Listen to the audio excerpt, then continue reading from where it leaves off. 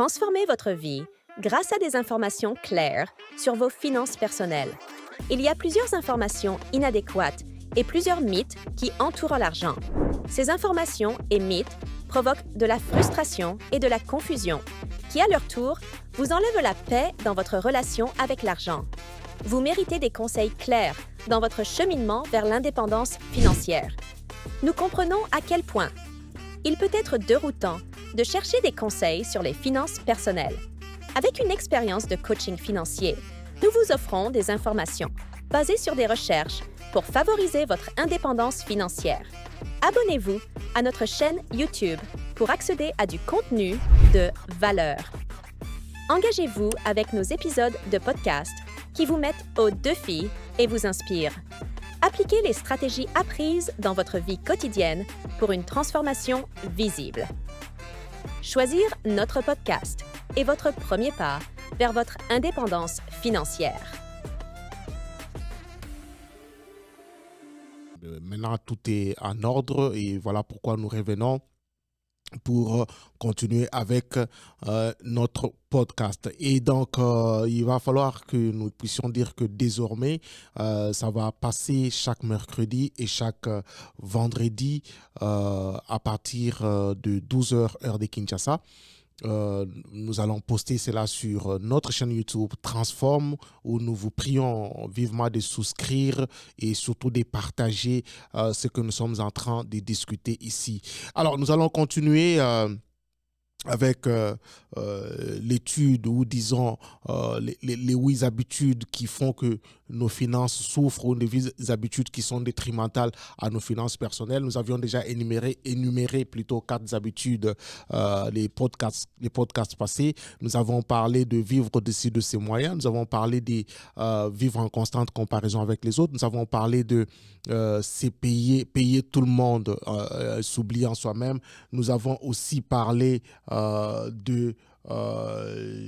d'être dépensier ou être dans le consumérisme où tout ce qu'on gagne, on n'a pas l'habitude ou la capacité de pouvoir garder cela et on oublie, on ne sait pas mettre ça de côté. Alors, aujourd'hui, nous poursuivons. Nous avions dit précédemment que ce n'est pas une liste exhaustive. Il y a plusieurs habitudes que vous pouvez énumérer à votre niveau qui sont détrimentales ou qui peuvent être détrimentales à vos finances personnelles. Alors aujourd'hui, nous continuons avec 2 autres habitudes. Demain, vendredi, nous allons encore poster une autre vidéo parce que ça c'est fait exceptionnellement. On va publier ce jeudi et ce vendredi et comme ça, on termine avec cette étude des 8 habitudes et entamer l'autre grand sujet qui nous attend. Alors, nous vous prions encore une fois de plus de souscrire à notre chaîne YouTube Transform. Souscrivez et activez la cloche de notification. C'est simple et ça nous aidera à propager le message. Alors, aujourd'hui, nous parlons d'une autre habitude qui fait que les gens sont dans des problèmes financiers, met les gens dans des problèmes financiers et dans une sorte de trouble avec leurs finances personnelles. Et cette habitude, c'est l'habitude de toujours recourir au crédit ou l'habitude de toujours recourir aux dettes. L'habitude de toujours recourir aux dettes. Alors, les dettes ou le recours aux dettes, c'est une habitude qui est commune à toutes les communautés, à toutes les cultures. Dans la plupart des cultures, dans la majeure partie des cultures, vous trouverez que les gens recourent à des dettes pour, n'est-ce pas, essayer de subvenir à une urgence ou quand on n'a pas d'autres moyens, on recourt à prendre des dettes chez des voisins, chez des institutions, ça dépend. Et ça peut être différent d'une culture à une autre. La culture occidentale, elle est complètement basée sur les dettes. Je parle de la culture américaine, par exemple, où on encourage et on fait même la promotion des dettes avec des systèmes qu'ils ont mis en place et ce système encourage la prise des dettes. D'ailleurs, même si vous n'avez pas de dettes dans cette culture, parfois c'est difficile d'acquérir certaines choses parce que ils ont fait un système qu'on appelle le système des scores du crédit, et quand vous avez un score de crédit très bas, donc vous n'êtes pas crédible parce que vous n'avez pas pris des dettes et que vous ne les avez pas payées à temps, et donc vous n'êtes pas éligible à plusieurs choses. Donc, ailleurs, dans d'autres systèmes, comme celui dont je vais parler, c'est institutionnalisé. Et chez nous au Congo, nous n'en sommes pas encore là, mais il faut dire que les dettes existent. Les gens prennent des dettes auprès des voisins, les gens prennent des dettes auprès des amis, de la famille, les gens prennent des dettes auprès des mamans même qui vendent des pains, n'est-ce pas? Donc, c'est quelque chose qui est très courant aussi dans notre système économique. Alors, nous avions dit dans un des podcasts que il y a un proverbe, hein, c'est une parole de la Bible, Proverbe 22, le verset 7, qui dit que le riche roule, le riche dirige le pauvre, c'est traduit littéralement, et celui qui a des dettes est esclave de celui qui emprunte, il est esclave du créancier. Je suis en train de paraphraser cette parole de la Bible. Et donc, la Bible est claire là-dessus par rapport à sa conception des dettes. Quand on a des dettes, on est donc un esclave de celui qui vous emprunte. Et remarquez, même si vous avez la dette de quelqu'un, tout de suite, il y a une sorte de lien qui se crée, hein, et des liens de vous qui avez emprunté, vous vous sentez un peu, voilà, toujours un peu inconfortable quand vous voyez la personne, et surtout si vous n'avez pas encore régularisé la dette, et c'est lui qui est votre créancier, c'est sans sans qu'il ait un peu de pouvoir parce que vous lui devez de l'argent, vous voyez. Et donc, il y a ce lien d'esclavagisme qui se crée. Et ça, ce n'est pas moi qui l'ai dit, c'est la Bible qui l'a dit. Pour montrer combien les dettes sont dangereuses et combien les dettes peuvent être très dangereuses par rapport à nos finances personnelles. Et donc, l'habitude, nous l'avions dit, pour remplacer une habitude, il faut pour changer une habitude, il faut le remplacement de cette habitude ou le remplacement de cette habitude par une nouvelle habitude. Mais comment est-ce qu'on peut arriver à ne pas avoir des dettes? Est-ce que c'est possible de vivre sans dette dans ce monde actuel, dans ce monde moderne? C'est peut-être la Bible parle, mais ça c'est un monde ancien, c'est un monde antique, n'est-ce pas, ou préhistorique, je ne sais pas. Mais est-ce que actuellement, c'est possible de vivre sans dette? Oui, c'est possible de vivre sans dette, mais pour y arriver, il faut beaucoup de discipline, il faut beaucoup d'intentionnalité et il faut savoir contrôler son argent. Quand on contrôle ce que l'on a, alors on sait quoi dépenser, où dépenser, quand dépenser, et ceci va faire que nous ne puissions pas tomber dans des dettes. Vous voyez, souvent on tombe dans les dettes parce que on a une urgence et on ne sait pas régler cette urgence-là. Mais on ne sait pas régler l'urgence. Pourquoi? Parce qu'on n'a pas de l'argent qu'on a gardé. Vous voyez? Et ça fait appel à une discipline d'épargne. Quand on aura le temps de parler, bien entendu, d'avoir un fonds d'urgence de 6 à 3 mois de son budget mensuel. Quand on n'a pas cet argent, c'est comme ça qu'on recourt à des dettes. Alors, il faut dire ici qu'il faut mettre le bémol. Il y a des choses qu'on ne peut pas acheter tout de suite ou on ne peut pas peut-être attendre longtemps parce que ça coûte énormément cher. Là, je parle des maisons et là, je parle dans le système où la banque peut vous donner un crédit pour la maison. Ça, c'est quelque chose qui peut être concevable pour prendre. Parce que, admettons, si la maison coûte 500 000 $ ou 300 000, vous n'avez pas cet argent-là. Mais au moins, la banque, vous recourez à la banque pour que la banque vous vienne en aide. Ça peut être compréhensible parce que c'est un grand, c'est un grand achat et qui demande parfois que beaucoup d'années d'épargne, vous voyez, et ce n'est pas toujours facile. Ça peut être acceptable dans la mesure où quand vous prenez cette maison-là, vous travaillez durement pour pouvoir la payer et finir avec cette dette de la banque. Et donc, est-ce qu'il y a des bonnes dettes, il y a des mauvaises dettes? Ça, je ne veux pas entrer dans cette discussion, mais j'ai dit seulement de manière générale que les dettes sont une mauvaise chose conformément à la Bible. Pourquoi? Parce que quand vous êtes endetté, vous êtes un esclave.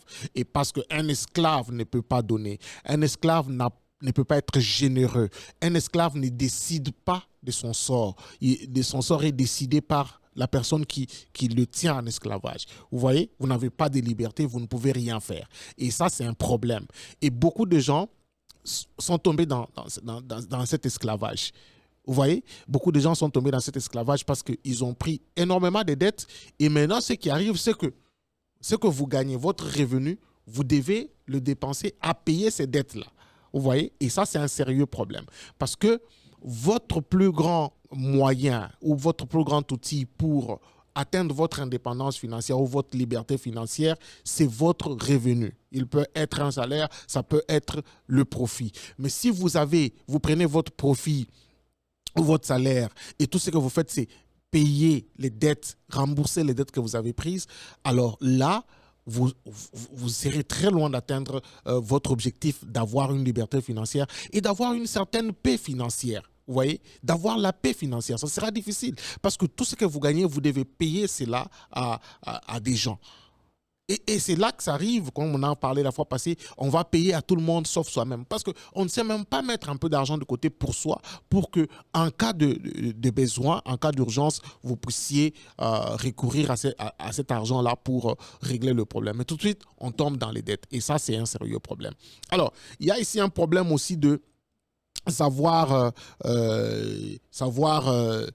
comment on dit, reporter la gratification, savoir renvoyer plus loin quelque chose que vous voudriez faire aujourd'hui parce que vous n'avez pas les moyens. Il n'y a pas de mal à cela. Admettons, vous partez chez le concessionnaire et vous voulez prendre un véhicule, mais ce véhicule coûte extrêmement cher. Vous n'avez pas de moyens pour acheter ce véhicule pour le moment. Ce que vous pouvez faire, c'est que vous allez commencer à mettre de l'argent de côté pour que le moment venu, vous puissiez avoir de quoi aller payer ce véhicule-là. Mais souvent, surtout dans la culture occidentale, on vous encourage d'aller prendre ces choses à crédit. C'est comme ça que dans les pays comme l'Amérique, vous trouvez des gens qui conduisent des belles voitures cylindrées américaines ou je ne sais pas, étrangères.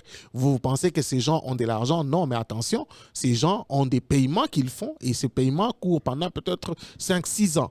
Et ce n'est pas des paiements de moindres. J'ai un collègue qui, j'ai vu qu'il a acheté qu'il roule un très beau véhicule, très très bien, le dernier cri, et je lui ai posé la question, mais tu es riche, hein? Je ne sais pas pourquoi tu viens ici, tu es riche, tu devais rester à la maison, regarde ce que tu roules. Il m'a dit non, je ne suis pas riche, mais c'est seulement parce que je veux de ce véhicule ici.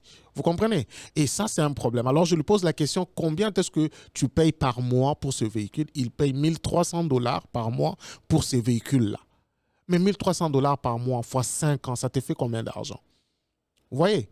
Et si, par exemple, vous preniez ces $1 300 par mois fois 5 ans, vous les investissiez, combien vous aurez d'argent? Il y a ces simples calculs que nous devons faire. Mais parce qu'on veut ça maintenant, ici et maintenant, c'est comme ça qu'on va prendre des choses qu'on n'est pas à même de payer. Et moi, je connais le salaire de mon ami, de mon collègue, et je sais que ça, c'est déjà, si vous prenez un véhicule à ce prix, c'est extrêmement dangereux parce que le véhicule, dès que vous quittez chez les concessionnaires, il perd de sa valeur de manière substantielle.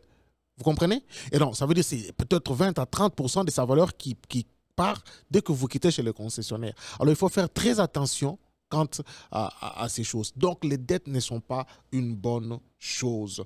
Et pour terminer sur ce sujet, nous allons sûrement... Enfin, voilà, disons, qu'est-ce qu'il faut faire? Ce qu'il faut faire pour remplacer cette habitude, c'est qu'il faut avoir un fonds d'urgence. Parce que les urgences vont venir. Votre véhicule va tomber en panne. Votre enfant sera peut-être malade. Telle chose peut arriver. Telle autre chose peut arriver. Il est important, alors il est hyper important d'avoir une épargne, donc un fonds d'urgence. Et ce fonds, ce n'est pas de l'investissement. Ce n'est pas de l'épargne que vous faites parce que vous voulez faire quelque chose. C'est quelque chose qui est là justement pour les urgences. Parce que les urgences vont venir. Et donc, en cas d'urgence, vous êtes calme. Admettons que vous avez 3 mois, 6 mois de votre budget mensuel mis de côté juste pour l'urgence. Ça vous procure une certaine sécurité. Attention, ça procure la sécurité. Ça procure une certaine paix. Dans la paix financière. Il faut poursuivre cette paix-là. Et c'est très important. Mais cette paix ne vient pas comme ça.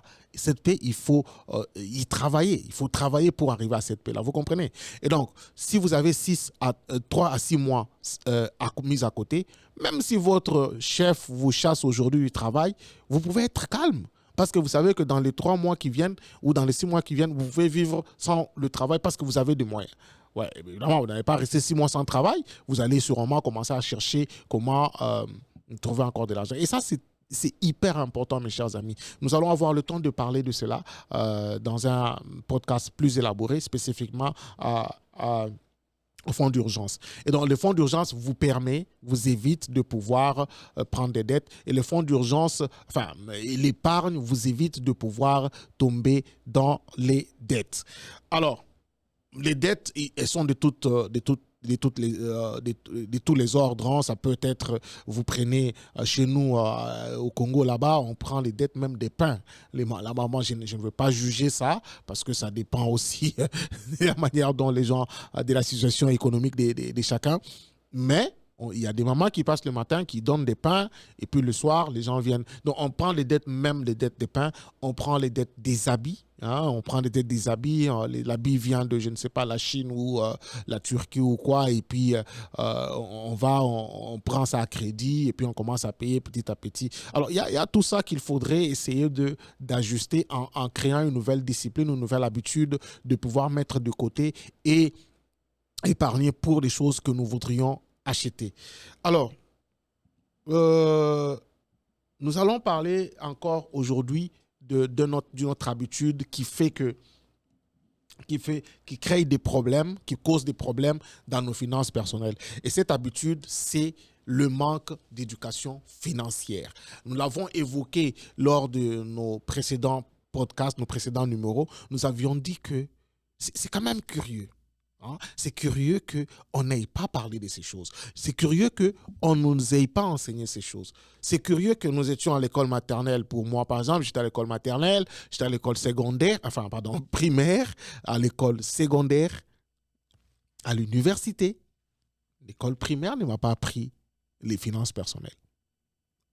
L'école secondaire ne m'a pas appris les finances personnelles. On m'a appris des choses, des cours d'histoire, l'histoire du monde, et des choses comme Empire carolingien, mérovingien, je ne sais pas à quoi ça nous a servi. Mais voilà, on nous a appris ces choses, on nous a bourré de ces choses, mais on ne nous a pas appris les finances personnelles. Vous voyez? Et ça, c'est un sérieux problème. À l'école secondaire, n'en parlons pas. À l'école, disons à l'université, on nous a appris des choses, on nous a même appris des finances publiques. Vous comprenez? Mais on ne nous a pas appris les finances personnelles. Et ça, c'est extrêmement grave. Le manque des littératures financières, je parle des finances personnelles, est criant. Et ça, c'est dans beaucoup de cultures. On n'en parle pas. Mais ce qui est curieux, c'est que nous travaillons, nous sommes là, nous partons à l'école pour que demain nous devenions quelqu'un, nous ayons une carrière, que nous soyons médecins, que nous soyons avocats, que nous soyons journalistes, que nous soyons hommes d'affaires, je ne sais, que sais-je encore. Mais nous allons faire ça. C'est pourquoi. C'est vraiment, il y a le fait qu'on veut sentir qu'on contribue à la société, mais il y a aussi le fait qu'on doit pourvoir, on doit gagner. On doit gagner de l'argent pour venir subvenir aux besoins, à nos propres besoins, aux besoins de nos familles, ainsi de suite.